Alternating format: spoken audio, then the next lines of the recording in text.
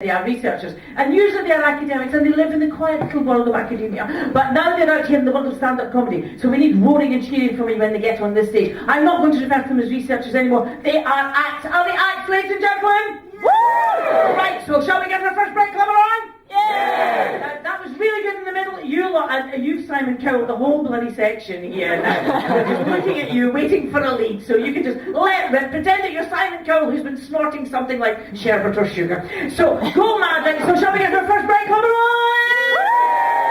Let's go well for our very first wonderful act this evening. The incredible Sir Jonathan Wyatt, Counselling. 1 to 5, go on!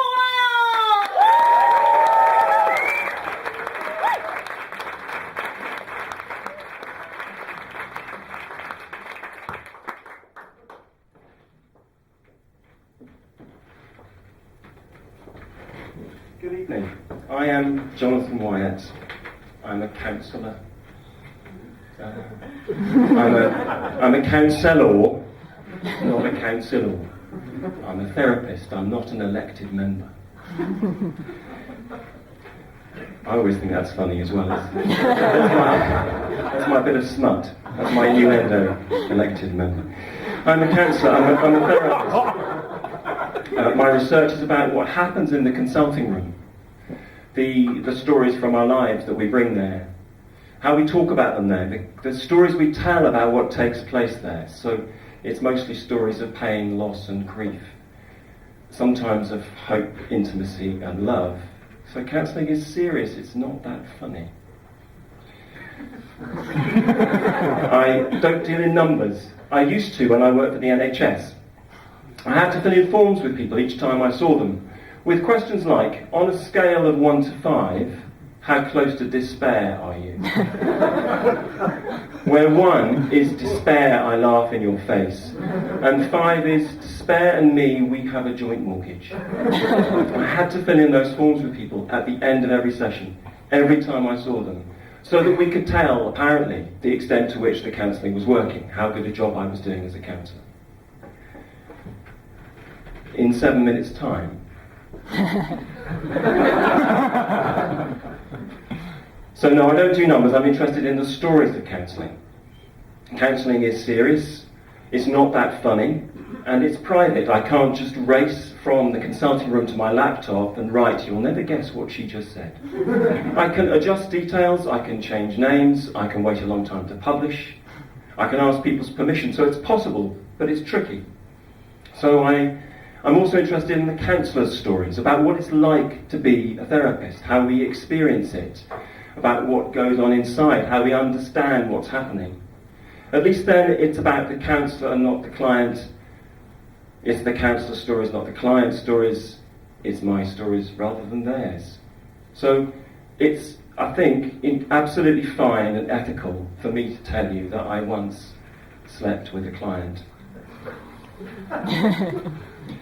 I worked at the doctor's surgery on Wednesdays. This particular week I had been to a conference in the States and I'd flown back on the Monday. So I'm with Ellie, my final client of the day, on the Wednesday. And she's talking about, well, she's telling me stories from her week, and she's talking about how she's fallen out with a colleague at work over a stapler. And I want you to know, of course, that I'm adjusting the details of these stories to this movie. It was actually a hole punch.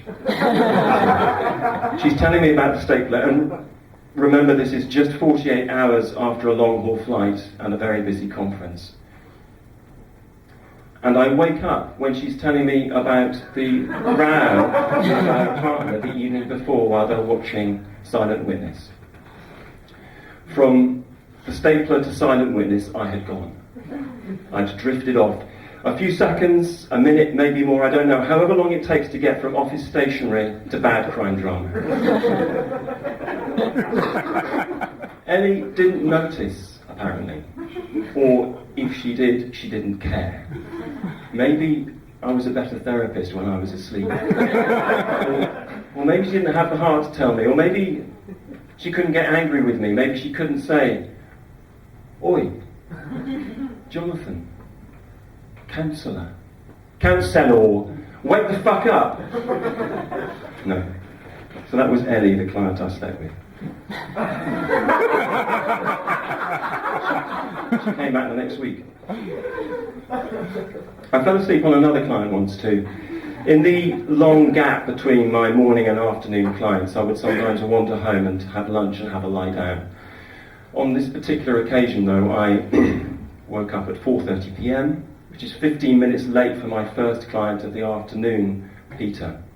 So I leapt up from the sofa, I raced back to the surgery like that kid in E.T. on my bike, therefore, and found... That one went really well, that one. I'll just scroll back a couple of seconds. Anyway, I get to the surgery and Peter's sitting there reading patiently in the waiting room. I grovel to him, I try to explain.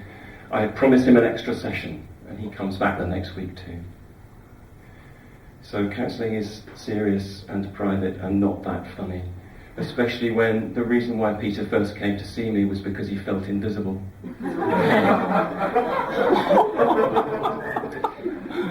So, as I was saying, talking about clients is tricky and telling their stories is equally so, and when you talk about being a counsellor, you talk about clients. So another angle on this kind of research is to work with your own experience, to tell your own stories, of pain, loss and grief.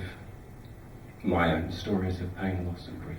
So I could tell you about the incident in the Swiss hotel jacuzzi involving a minor cultural misunderstanding about dress code. There was the pain of my embarrassment, there was grief for my pride, loss of my dignity and a non-elected member, luckily. But I can't talk about that. I've never talked about that, not even with my therapist.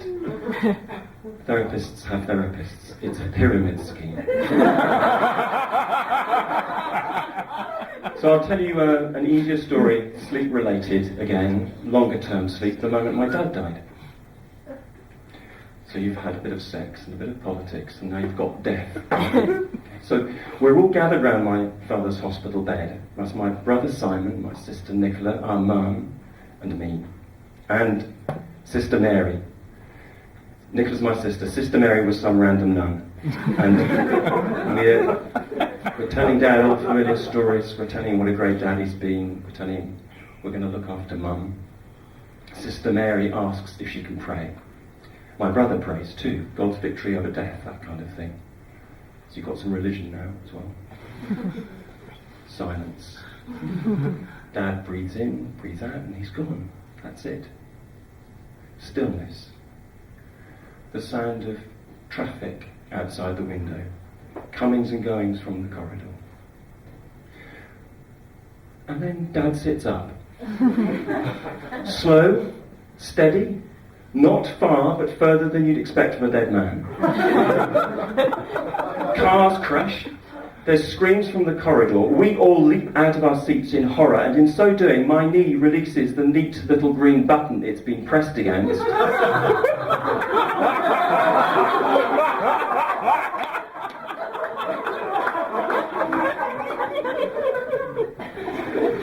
Such stories are indeed serious,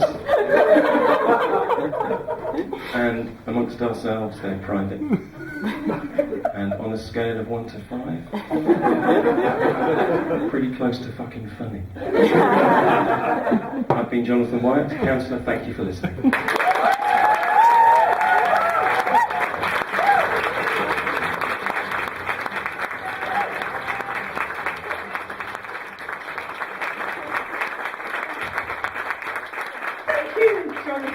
How many people in here work in an office? Because if anybody moves your fucking mug, you'll kill them. So I can completely understand why somebody's gone for therapy quickly. If the stapler went missing on my watch, nobody went home until I found it. Okay? So they're still in the office as far as I know. So we shall crack on now with our next fabulous act. Let's hear a big round of applause.